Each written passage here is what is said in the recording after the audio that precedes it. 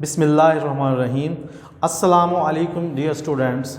I am your biology tutor Malik Ayaz Mahmood. Welcome back. In biology class lecture number 2, आज हमारा lecture number 2 है बेटा, और ये क्लास है from the 9th standard biology book. ठीक है, और हम अपना प्रीवियस नॉलेज जो है, प्रीवियस लेसन वो रिकॉल कर लेते हैं. इससे पहले लेक्चर में हमने पढ़ा था relationship of biology with other sciences. इसमें हमने बेटा बायोफिज़िक्स के बारे में पढ़ा था, बायोकेमिस्ट्री को हमने पढ़ा था, बायोमैथमेटिक्स को पढ़ा था, बायोजियोग्राफी और बायो इकोनॉमिक्स के बारे में हमने ये डिटेल क्वेश्चन पढ़ा था, जो कि एक लॉन्ग क्वेश्चन है एग्जामिनेशन पॉइंट ऑफ व्यू के वाले से. ठीक है, आज का जो हमारा टॉपिक है वो है कैरियर्स इन बायोलॉजी.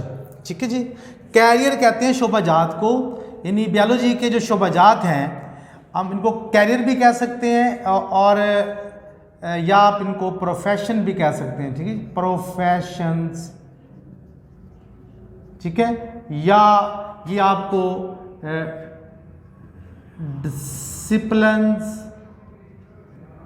के नाम से भी आ सकता है, यानी carriers of biology, professions of biology और डिसिप्लिन्स ऑफ बायोलॉजी, या फिर आपको ये आ सकता है फील्ड्स ऑफ बायोलॉजी. ठीक है जी, यानी ये सारे नामों से आपसे पूछा जा सकता है, तो आपने कंफ्यूज नहीं होना. Career in biology, professions in biology, disciplines in biology या फील्ड इन बायोलॉजी, ये किसी भी नाम से आ जाए तो आपने कैरियर्स वाला ही लॉन्ग लिखना है. ठीक है जी, तो बेटा सबसे पहले तो कैरियर इन बायोलॉजी, तो बेटा काफ़ी सारे शोभाजात हैं बायोलॉजी के अंदर. तो आज के जो स्टूडेंट हैं कल के वो प्रोफेशनल्स हैं. ठीक है जी, आज के जो स्टूडेंट्स हैं कल के वो लीडर्स बनेंगे.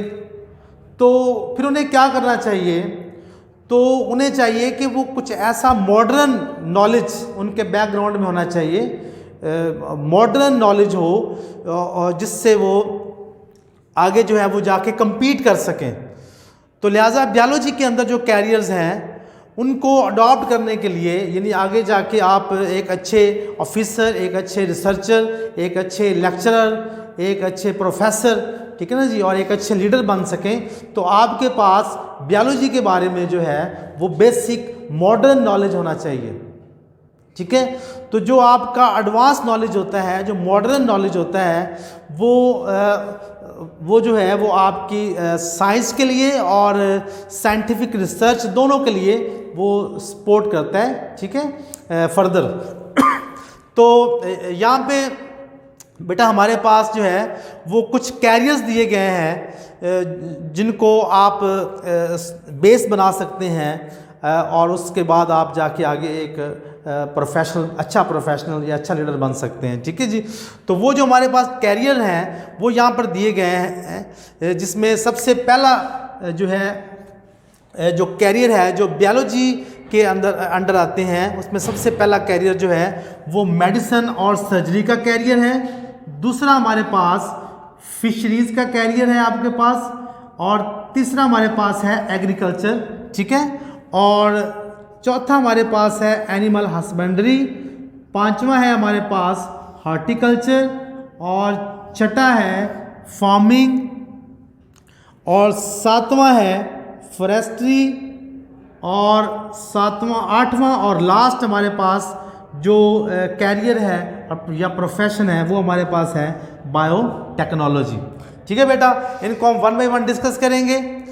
तो ये भी आपका लॉन्ग क्वेश्चन भी है, और इसमें आपको पता है कि जैसे ये हेडिंग है सब, तो शॉर्ट में भी आ सकती हैं. ठीक है जी, एक एक हेडिंग, तो हम वन बाय वन को स्टडी करते हैं. सबसे पहले हम इसमें आज मैं आपको बताता चलूँ कि हम इसमें पहले 4 जो कैरियर हैं डिसिप्लिन, पहले 4 डिसिप्लिन हम स्टडी करेंगे. मेडिसिन और सर्जरी को स्टडी करेंगे, फिशरीज को हम स्टडी करेंगे, एग्रीकल्चर को हम स्टडी करेंगे, और एनिमल हस्बेंड्री को आज इस लेक्चर के अंदर हम कवर करेंगे. ठीक है जी, तो फर्स्ट ऑफ ऑल हमारे पास जो फर्स्ट कैरियर है वो मेडिसिन और सर्जरी. आप जानते हैं कि मेडिसिन और सर्जरी किसे कहते हैं. मेडिसिन मीन जो ड्रग्स होती हैं, मेडिसिनल ड्रग्स, ठीक है, और सर्जरी का मतलब होता है ऑपरेट करना, यानी ऑपरेशन करना। तो ये दो पूरे फील्ड है, यानी मेडिसिन का फील्ड और सर्जरी का फील्ड। और बेटा ये जो दोनों फील्ड हैं ये अंडर आते हैं MBBS, ये डिग्री होती है MBBS की, उसके अंदर ये दोनों जो कैरियर हैं वो पढ़े जाते हैं। तो बेटा जो मेडिसिन होती है इसके अंदर जो डॉक्टर होते हैं, जो प्रोफेशनल्स होते हैं, वो क्या करते हैं कि वो जो पेशेंट होता है उसको डायग्नोज करते हैं और उसको जो है वो मेडिसिन प्रेस्क्राइब करते हैं, मींस कि उसकी बीमारी का इलाज करते हैं, ठीक है जी, उसका ट्रीटमेंट करते हैं। दोबारा सुने, मेडिसिन के अंदर जो लोग स्टडी करते हैं, यानी वो जो डॉक्टर मेडिसिन में जो डॉक्टर बनते हैं, यानी मेडिसिन को स्टडी करने के बाद जो डॉक्टर बनते हैं, वो क्या करते हैं, वो जस्ट मुख्तलिफ जो डिजीज़ हैं उनके लिए सिर्फ वो मेडिसिन प्रिस्क्राइब करते हैं। मसलन एक पेशेंट आया डॉक्टर के पास, डॉक्टर ने क्या किया, डॉक्टर ने उसको चेक किया, उसको डायग्नोज किया, यानी उसको चेक किया सारा, ठीक है, अच्छी तरह से, और उसने मेडिसिन तजवीज़ कर दी, प्रिस्क्राइब कर दी, वो डायग्नोसिस के अंदर आता है। और इसके बाद यानी उसका मकसद क्या होता है कि मुख्तलिफ बीमारियों का जो है उसने इलाज करना होता है, ट्रीटमेंट करना होता है, ठीक है। तो बेटा मेडिसिन एक ऐसा प्रोफेशन है जिसके अंदर जो है वो जो इसका प्रोफेशनल्स होते हैं जो वो डायग्नोज करते हैं और ट्रीटमेंट करते हैं डिफरेंट डिजीज़ का इन ह्यूमंस, ठीक है, इंसानों के अंदर। सेकेंडली आपके पास है सर्जरी। सर्जरी के अंदर ये भी एक बेटा प्रोफेशन है, ये भी MBBS के अंडर ही आता है, ठीक है। इसमें क्या होता है कि इसका जो प्रोफेशनल्स होता है वो भी डॉक्टर ही कहलाता है, और वो क्या करता है कि वो ओपन ऑर्गन जो सर्जरी होती है, यानी वो आपकी बॉडी के हिस्से को खोलकर अंदर से वो आपके ऑर्गन्स को ट्रीटमेंट करते हैं, ठीक है जी। तो these are the professions in which different part of body may be replaced or removed. Different parts of body may be replaced or removed, यानी या तो एक ऑर्गन जो है वो निकाल के उसकी जगह नया ऑर्गन लगा दिया जाता है, या अगर वो ऑर्गन उसकी ज़रूरत नहीं है, बहुत ज़्यादा वो ज़रूरी नहीं है बॉडी के लिए, तो उसको मुकम्मल तौर पर जो है वो रिमूव भी किया जा सकता है। जैसे हमारी बॉडी के अंदर जो है वो अपेंडिक्स है, अपेंडिक्स जो है अक्सर आपको पता है कि आपने सुना भी होगा कि अपेंडिक्स जो है उसको रिमूव कर दिया जाता है, उसकी जगह पे कोई नया अपेंडिक्स अटैच नहीं किया जाता। तो बाज़ ऑर्गन ऐसे होते हैं जो बिल्कुल रिमूव कर दिए जाते हैं, और बाज़ ऑर्गन को रिप्लेस करना होता है, उनकी जगह पे नया ऑर्गन लगाना ज़रूरी होता है, ठीक है जी। तो ये बेटा मेडिसिन और सर्जरी के बारे में है, इनकी मैंने डिफ़ाइन की। और सर्जरी के एग्जांपल में वही लिखा है कि आप removal of kidney stone from the kidney, ये भी सर्जरी से होता है। और अगर आपने कोई ऑर्गन ट्रांसप्लांट करना है तो वो भी सर्जरी है, जैसे आप किडनी को ट्रांसप्लांट कर सकते हैं, लिवर को ट्रांसप्लांट कर सकते हैं। ट्रांसप्लांट का मतलब होता है कि जो पहले वाला ऑर्गन जो ख़राब हो गया उसको निकाल के उसकी जगह पे नया ऑर्गन जो है वो लगाना। अच्छा बेटा, ये तो हमने डिफ़ाइन किया और साथ हमने इसकी एग्जांपल देखी। अब हमने देखना है कि ये जो कैरियर है, ये वाला जो कैरियर है जिसको हम पढ़ रहे हैं, ये कौन सी एजुकेशन हमारे पास हो, कौन सी डिग्री हमारे पास हो तो हम इसमें जा सकते हैं। तो बेटा ये अडॉप्टेशन लिखी हुई है हमारे पास, इन students can be adopt this profession after their higher secondary education in biology. Biology के अंदर इंटर करने के बाद, यानी FSC करने के बाद, हायर सेकेंडरी एजुकेशन हासिल करने के बाद वो इस प्रोफेशन में जा सकते हैं, यानी मेडिसिन और सर्जरी में। और ये जिस डिग्री के अंडर इनको रीड किया पढ़ा जाता है वो डिग्री कहलाती है MBBS। ये बेटा अडॉप्टेशन है। तो ये अडॉप्टेशन जो है ये हम सारे के सारे कैरियर्स के अंदर पढ़ेंगे और तकरीबन ये सबकी सेम होगी। सेकंड हमारे पास आ जाता है फिशरीज। फिशरी, फिश आप जानते हैं मछली को कहते हैं, और जो फिशरीज है यानी फिश प्रोडक्शन को कहा जाता है, फिश प्रोडक्शन, फिश की पैदावार, ठीक है। यानी ये एक ऐसा प्रोफेशन है, फिशरी इज़ अ प्रोफेशन, ठीक है। और ये ऐसा प्रोफेशन है जिसके अंदर हम फिश की प्रोडक्शन लेते हैं, यानी फिश की पैदावार लेते हैं, फिश को उसकी पैदावार टेक्नोलॉजी के ज़रिए हम उसकी पैदावार हासिल करते हैं। ठीक है जी। तो ये कौन लोग करते हैं? फिशरीज़ के जो एक्सपर्ट होते हैं, जिन्होंने फिशरीज़ को पढ़ा होता है, इस डिग्री को हासिल किया होता है, उनको हम प्रोफेशनल्स कहते हैं, प्रोफेशनल्स ऑफ फिशरीज़। ठीक है, ठीक है। तो ये क्या करते हैं, इनका मकसद क्या होता है?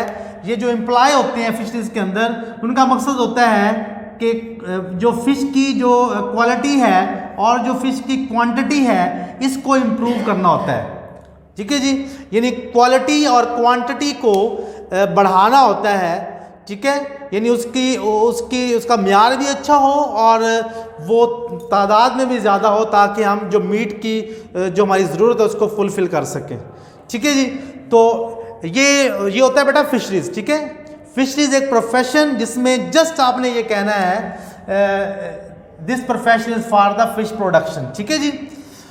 तो इसमें भी हम अडॉप्टेशन भी पढ़ेंगे। इसकी जो अडॉप्टेशन है वो मैंने बताया कि ये तकरीबन सेम होगी। तो यहाँ पे आप देखें कि जो लोग फिशरीज़ में जाते हैं, फिशरीज़ को स्टडी करते हैं, वो उनको जो है वो ज़ूलॉजी के अंदर उनका बैचलर होना चाहिए एटलीस्ट, तो फिर वो फिशरीज़ के अंदर जा सकते हैं। यानी students can be adopt this profession after the bachelor level study of zoology. बेटा बैचलर लेवल स्टडी होती है जो यानी 3rd ईयर और 4th ईयर, यानी 14 साल के बाद। ये आपको पता चल रहा होगा कि बैचलर किसे कहते हैं? 3rd ईयर और 4th ईयर जो होता है, यानी 13वीं 14वीं साल की जो एजुकेशन होती है, लेवल होता है, वो बैचलर कहलाता है। यानी उस लेवल के बाद, और वो आपका ज़ूलॉजी के अंदर होना चाहिए, फिर आप इस फील्ड में जा सकते हैं। ठीक है जी। नेक्स्ट हमारे पास आ जाता है एग्रीकल्चर। एग्रीकल्चर जो है बेटा, ये बड़ा वास्ट फील्ड है। ये आप जानते होंगे एग्रीकल्चर में यानी फार्मिंग, लोग क्या करते हैं, फार्मर क्या करते हैं इसके अंदर? फार्मर जो है मोस्टली वो उनके दो मेजर काम होते हैं। एक तो वो क्रॉप्स ग्रो करते हैं, यानी फसलें उगाते हैं, और दूसरा उनका काम होता है कि वो जानवरों को पालते हैं। ठीक है, और उन जानवरों को पालते हैं जो खुराक का ज़रिया हैं, और उन फसलों को उगाते हैं जो खुराक का ज़रिया होती हैं। ठीक है जी। तो this profession deals with the food crops. ठीक है जी। और एनिमल्स, और वो वाले animals which are the source of food for us, जो हमारे लिए फूड का ज़रिया होते हैं, उनको उनकी ये प्रोडक्शन करते हैं, उनकी पैदावार करते हैं, केयर करते हैं, देखभाल करते हैं, लुक आफ्टर करते हैं। ठीक है जी। तो इसी तरह एग्रीकल्चरिस्ट जो होता है उसका काम क्या होता है? यानी जिसने एग्रीकल्चर को पढ़ा है वो एग्रीकल्चरिस्ट कहलाता है। एग्रीकल्चरिस्ट, तो उसका काम क्या होता है कि वो क्रॉप्स के अंदर बेहतरी लाए। ठीक है, यानी जैसे वीट क्रॉप, राइस और कॉर्न जो हमारी फूड का हिस्सा है, उनके अंदर वो बेहतरी लाने की कोशिश करते हैं, उनकी प्रोडक्शन टेक्नोलॉजी को बेहतर बनाते हैं, ज़्यादा पैदावार आए। ठीक है जी। और इसी तरह वो एनिमल्स की जो स्पीशीज़ हैं उनके अंदर भी वो बेहतरी लाने की कोशिश करते हैं। जैसे हमारी भैंस है, जैसे काऊ है, शीप है, गोट है, तो जो हमारे लिए फूड का सोर्स है। ठीक है, उनके लिए वो बेहतर से बेहतर बनाने की उनको कोशिश करते हैं, ताकि वो अच्छे अंदाज में काम कर सकें। ठीक है जी। तो नेक्स्ट हमारे इसकी जो अडॉप्टेशन है, है हमारे पास, उसमें जो है वो जो स्टूडेंट जाना चाहें वो हायर सेकेंडरी एजुकेशन उनकी बायोलॉजी में होनी चाहिए। ठीक है, यानी बायोलॉजी के अंदर इंटर उन्होंने किया हुआ हो तो वो एग्रीकल्चर में डिग्री में दाखला ले सकते हैं। ठीक है, एडमिट हो सकते हैं और एग्रीकल्चर में वो आगे फर्दर अपनी एजुकेशन को कंटिन्यू कर सकते हैं। ठीक है जी। तो लास्ट हमारे पास आज का जो नंबर 4th पे आता है एनिमल हस्बेंड्री है। ठीक है, अब यहाँ पे देखें एनिमल हस्बेंड्री। अब यहाँ पे हमने एग्रीकल्चर में पढ़ा कि वहाँ पे जस्ट जानवरों को यानी रेयर किया जाता है, पाला जाता है फॉर फूड प्रोडक्शन। यहाँ पे मकसद जो होता है जानवरों को पालना, वो फॉर फूड नहीं होता, फॉर ब्रीडिंग होता है। ठीक है, यानी this profession deal with the care and breeding of domestic animals, यानी लाइफ स्टॉक। डोमेस्टिक एनिमल जो आप पालतू जानवरों को कहते हैं, ठीक है जी। जो पालतू जानवर होते हैं जो आप घर में पालते हैं, उनकी ब्रीडिंग, ब्रीडिंग मीन नस्ल कशी, ब्रीडिंग मीन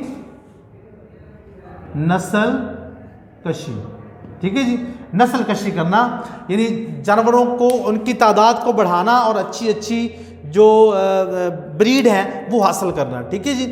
तो जानवरों का इस फील्ड के अंदर जानवरों को इसलिए पाला जाता है, इसलिए उनका ख्याल रखा जाता है ताकि उनकी अच्छी अच्छी ब्रीड ली जा सके, ठीक है जी, जो आगे हमें फ़ायदा हो, ठीक है।